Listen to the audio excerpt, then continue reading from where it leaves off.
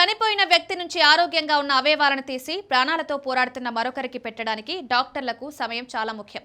కానీ ఇక్కడ టైం చాలా విలువైంది. ప్రతి అవయవం చనిపోయాక ఎంతసేపు బతికి ఉంటుందనేది దానికి ఒక టైం లిమిట్ ఉంటుంది. ఆ టైం దాటిపోతే ఒక ప్రాణాన్ని కాపాడే అవకాశాన్ని కోల్పోతాం. అన్ని అవయవాలు ఒకేసారి పనిచేయడం ఆపవు. కొన్ని నిమిషాల్లోనే పనిచేయడం ఆపిస్తే మరికొన్నింటిని సరైన పద్ధతిలో భద్రపరిస్తే గంటలు రోజుల పాటు బతికే ఉంటాయి. అన్నిటికన్నా ఫాస్ట్గా చనిపోయేది మెదడే. ఆక్సిజన్ అందకపోతే 3 నుంచి 7 నిమిషాల కన్నా ఎక్కువగా బతకలేదు.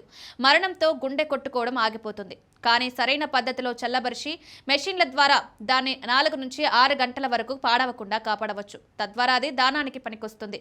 ఊపిరితిత్తులు చాలా సెన్సిటివ్ అయినా కూడా 4 నుంచి 8 గంటల వరకు బతికే ఉంటాయి.